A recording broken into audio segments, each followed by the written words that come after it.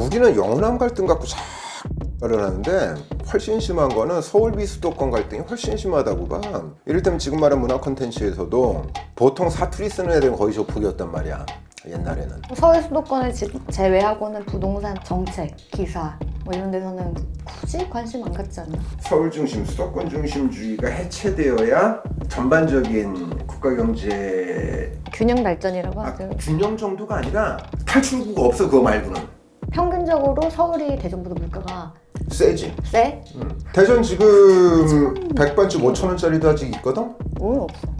인구는 돈을 따라가. 서울 수도권에는 거의 지금 내가 볼 때는 투자가 포화 상태야. 이윤의 폭이 점점 좁아져. 지방 같은 경우에는 경제 규모가 서울보다 떨어진다고 보진 않아. 지방 도시에서의 생활이 재산 형성에는 유리하지. 이 롯데 칠성 음료에서 새로 나온 증류식 소주 여울 25인데요. 25도예요. 요거 준비했고 아웜에서 새로 나온 밀키트 4종인데 소주다 보니까 국물 안주 우동, 유부꼬치 우동 준비했고 게스트가 지금 기다리고 있는데 한번 같이 먹어보면서 이야기를 좀 나눠볼게요. 아이고 오랜만에 불러줘서 반갑네. 잘 지내셨나요? 아 그나마 몸은 무사한 게 일단 스타트가 좋아. 한번 줘볼까? 새로운 술이네. 롯데 칠성에서 나온 증류식 소주. 오 증류 소주야? 오 예. 과학 시간이라. 또 귀한 분이라 내가. 우리가 또 희석식은 또 겁나 싫어하잖아. 그러니까 우리가 많이 먹었던 게 그 일로진 일품질로. 일품질로 그거랑 화유 많이 먹잖아. 화요 많이 먹었지. 한번 먹어봐 한번. 근데 이게 미안한데 Thank 우리 you. 집에 얼음이 없고. 야 무슨 소주를 언더락스로 먹나? 그래도 증류식은 약간 언더락으로 먹는 경향이 있잖아.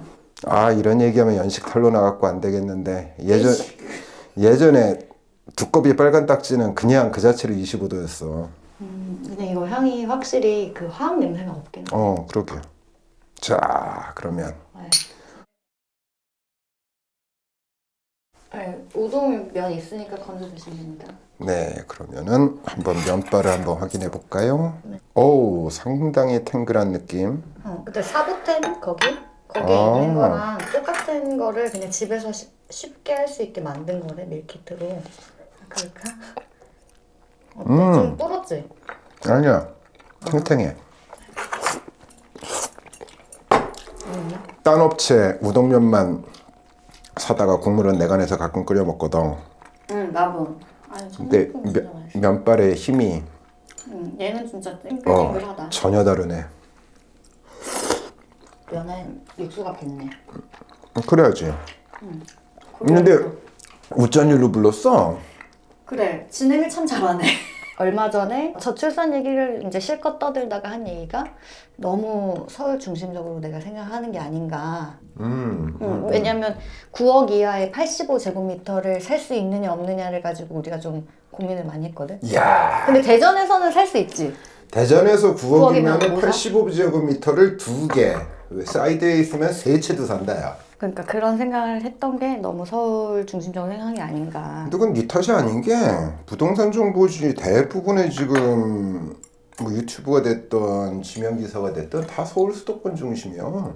당연히 서울 수도권에 2천만이 넘게 사니까 그쪽 중심으로 보도가 나올 수밖에 없다는 건 이해를 하는데 광역시에 살고 있는 나로서는 쟤들 무슨 개풀 뜯어먹는 소리를 하고 있나 싶은 그래. 경우가 많지. 약간 소외되는 지역이잖아. 서울 수도권을 제외하고는 부동산 뭐 정책, 기사 뭐 이런 데서는 굳이 관심 안 갖지 않나? 근데 솔직히 내 입장에선 그게 고마워. 왜냐면 걔들이 떠들어 제끼면 일단 요동을 치기 시작하거든. 실거주자로서는 그 기사 난리치고 이런 게 오히려 불편해. 내가 볼 때는 우리나라 언론에서 부동산을 다루는 방식은 객관적인 정보가 아니야. 시장에 압력을, 프레셔를 걸려는 의도가 보여. 그러니까 얼마니까 어떻게 이걸 어드바이스 하는 게 아니라 어떻게든 올리거나 지탱을 해야겠다는 의지를 느껴. 그래? 이 관심을 통해서 언론 노출을 늘리는 걸로 시장을 띄우는 거지. 그런 식으로 보이는 경우가 굉장히 많아. 그러다 보니까는 수도권 중심으로 부동산 이슈가 몰린 게 솔직히 너나 나. 예, 수도권 주민들한테는 네네. 아주 생계가 달린 문제죠. 관심이 수도권. 많을 수도 있겠지만 솔직히 내 입장에서는 그래 제발 좀 수도권에만 포커스 맞춰줘라. 우리 동네 내려오지 마라. 라는 입장이죠. 그래도 집값이 좀 올라야지, 물론 실거주자도 좀 팔 때 메리트를 느껴야지 좀 활성화되는 거 아닌가? 언제 팔지도 모르는 걸 갖고 재산세 오르는 건 생각 안 하고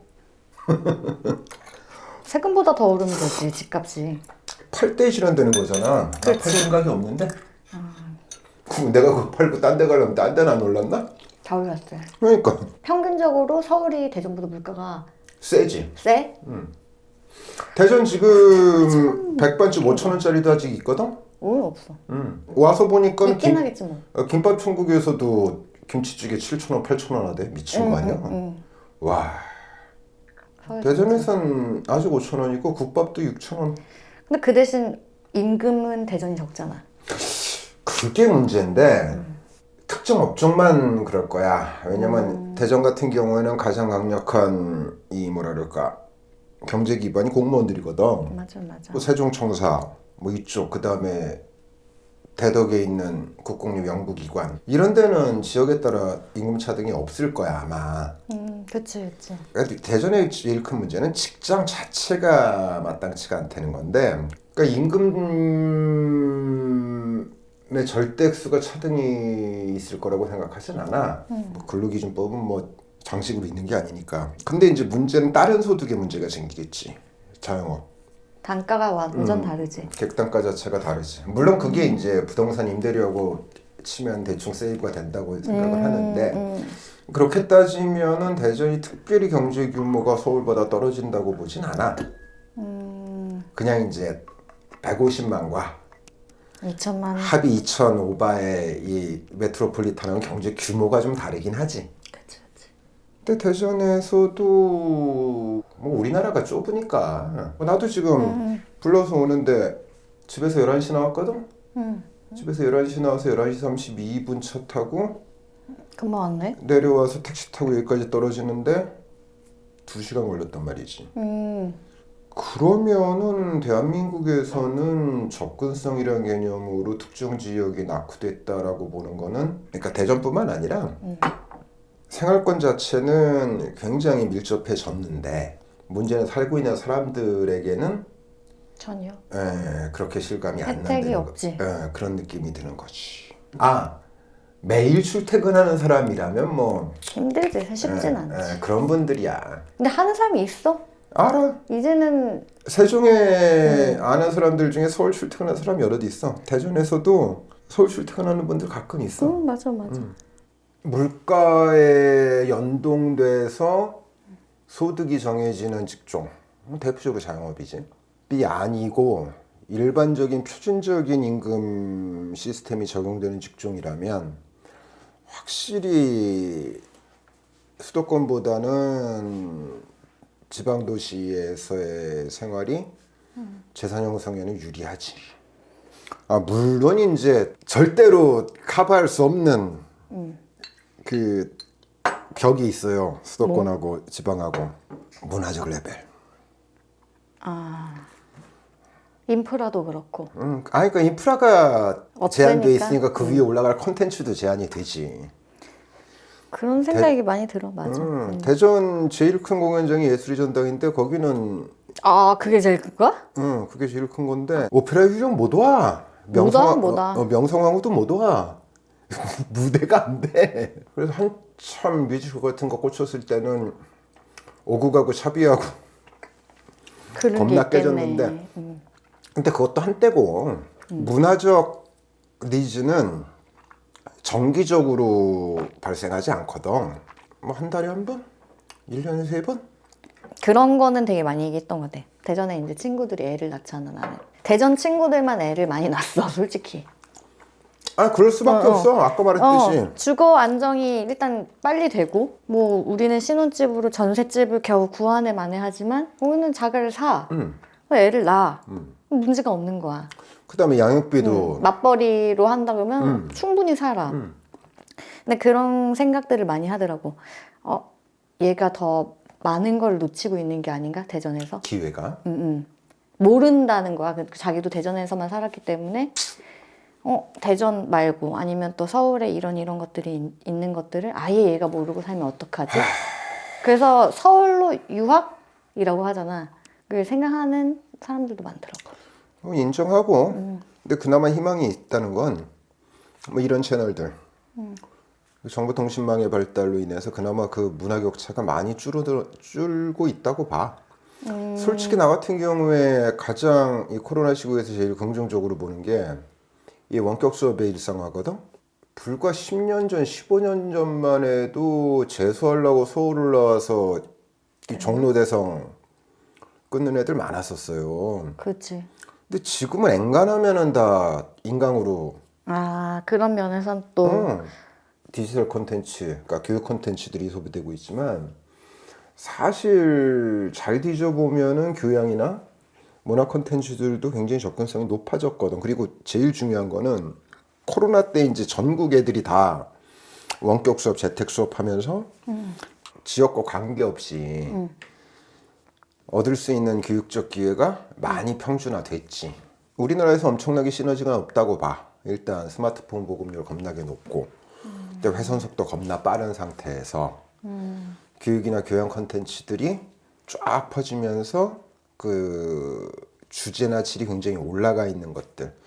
이것이 지방에서 당신이 지적했던 것 같은 교육 기회의 박탈? 이걸 100%는 아니겠지만 어느 정도는 따라 맞춰줄 수 있는 가능성이 아닐까라는 생각을 해. 지역 감정을 조정하는 것들을 좀 꼬집은 영화가 있었는데 어떤 감정의 대립? 맞아. 이런 것들이 좀 너무 잘 먹히는 게 아닌가. 근데 그게 부동산으로 나는 심화가 더 됐다 이렇게 생각을 하는 거지. 인정하고 특히 그 중에서 제일 중요한 거는 우리는 영남 갈등 갖고 자를 하는데 훨씬 심한 거는 서울비 수도권 갈등이 훨씬 심하다고 봐. 이를테면 지금 말한 문화 콘텐츠에서도 보통 사투리 쓰는 애들은 거의 조폭이었단 말이야, 옛날에는. 근데 최근 들어와서는 주연급들도 아예 그냥 온 애들이 다 사투리 쓰는, 이를테면은 응팔 시리즈. 지금은 그런 어떤 그 지역의 언어 체계에 대한 그런 위계는 약해져. 물론 아직도 지방말은 개그 용어로 쓰이는 경우가 많고 어떤 컨텐츠에 웃기는 요소를 도입하기 위해서 지방 얘기를 하는 경우가 많고, 이건 결국 서울 표준말을 중심으로 하는 수도권의 문화가 우월하고 이게 이제 표준이 되고 그거를 잘 구사하는 것이 세련됨, 어떤 문화적인 우월함을 나타내는 상징으로 쓰여진다고 나는 봐. 근데 영어 같은 경우에는 이게 레드넥이냐 웨스트 코스트냐 이스트 코스트냐에 따라서 계층이 나뉘어버리거든. 영국은 더 심하고. 그런 거에 비하면 우리나라는 여러모로 희망차다고 생각합니다.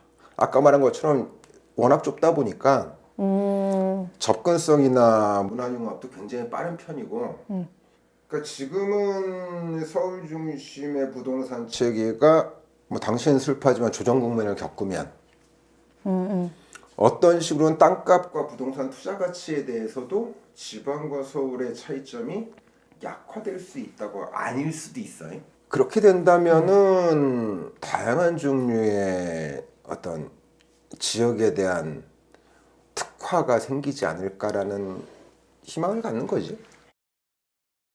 이제 지금 대한민국 같은 경우에는 부동산 경기를 중심으로 해갖고 토건 GDP를 올리는 게 어려워지기 시작한 게 드러나고 있단 말이야. 그럼요. 맞아요. 지금까지는 정책을 통해서 건설과 부동산의 가치를 뻥튀기에 펌프업해서 이걸로 경제 실적을 냈었단 말이야. 그렇지. 그건 전임도 마찬가지였어. 그렇죠. 근데 그게 지금 한계에 도달했다고 보이는 신호가 계속 나오는 거야. 맞아. 한계에 도달했어 이미. 아마 한 10년, 20년 정도는 선택과 집중으로 수도권에다 겁나 펌프질해갖고 이걸로 어떻게 한번 살려보려고 애를 쓰겠지만 그거를 버틸 만한 자금 흐름 자체가 없어. 약화돼 있어. 지금 사는 사람이 있어야지 뭐가 되지. 아니 건설사 가지고 있는 게 옛날에는 이게 캐시카우였는데 지금은 거의 뭐라 그럴까, 그 부실 채권을 이렇게 다 싸잡아서 집어넣고 이 아웃소싱한 말에 터트려버리는 이런 형태로 나가고 있지 않은가라는 생각을 해. 그러니까 그런 방식으로 지금 토건 부동산을 엔진으로 하는 경제 활성화라는 게 안 먹히기 시작한단 말이야. 그러면 이제 우리 같은 사람들은 여기서 말하는 우리 같은 사람들이라는 건 뭐냐면은 서울 중심, 수도권 중심주의가 해체되어야 할 수 있다. 전반적인 국가 경제 균형 발전이라고 하죠. 균형 정도가 아니라 탈출구가 없어 그거 말고는. 그러면 사실 지방으로 내려가기 위해서는 그걸 떠받칠 만한 돈이 있어야지. 지방에 돈이 있나? 아니지. 야, 지방에 인구가 있나? 그러니까 내가 볼 때는 인구는 돈을 따라가. 서울 수도권에는 거의 지금 내가 볼 때는 투자가 포화 상태야. 여기서 뽑을 수 있는 이윤의 폭이 점점 좁아져. 근데 그것에 비해서 지방 같은 경우에는 이를테면 뭐 최근에 가장 핫했던 게 이른바 세종 행정수도 이전이었잖아. 뭐 다른 이슈도 많았지만 그 규모로 제일 컸던 거는 그런 게 가능했던 가장 중요한 이유는 일단 세종이란 동네가 땅값이 싼 동네였기 때문에 가능한 거야. 해당되는 지역을 몽땅 정부가 매수해갖고 여기다 이제 청사를 올릴 수 있는 그런 정도의 프로젝트가 필요하다는 거지. 그러니까 그런 방식의 이 시선의 전환이 필요하다는 거지. 그렇지. 근데 정부 청사가 내려가고 나서 집값이 안 오른 데가 없어. 대전, 정부, 과천 다. 나는 그렇게 프로젝트를 내려보내는 것이 다 능사는 아닌 것 같아. 다른 방식이 필요한 시점은 맞아. 나도 모르지 능사인지 아닌지. 그 아주 그냥 원론적으로 기획윤 등과 삶의 질의 향상을 위해서 공공이 투자할 때, 국가 정책이 기반할 때 어떤 투자 대비 효용을 높일 수 있느냐. 좀 더 큰 차원에서 똑같은 공공 투자가 있을 때 어느 쪽이 투자 대비 효용이 높을까를 봤을 때 수도권을 벗어나는 발상의 전환이 필요하다. 그리고 그것의 전제는 지금 대한민국은 충분한 교통과 정보 교류 인프라가 갖춰져 있다. 어지간한 거리 내에서는 그렇게 삶에 큰 불편함 없이. 그리고 지금 수도권의 교통은 그러니까 지금 뭐 한강에 뭐 수상버스 해갖고 이런 걸로 해소가 안 돼. 왜? 너무 밀집돼 있어. 그러니까 서울에 폐단이 있다는 거잖아. 지금 서울과 수도권 과포화에 대한. 그 과포화에 대해서 좀 더 근본적인 발상의 전환이 필요하단 말이야. 길 몇 개 더 뚫고 한강에다 수상버스 더 지나게 한다고 해서 과연 교통량이 얼마나 해소될까? 지하철 지금 9호선까지 뚫리고 다 연장됐어도 여전히 지옥철 얘기 나오잖아. 발상의 전환으로 마무리할게. 너무 갑자기 엔딩이 좀 과해지긴 했는데 괜찮아. 2시간 걸리는 대전에서 와서 너무 고맙고 반가웠고 다시 2시간 걸려서 가면 되겠다. 금방 가지 뭐.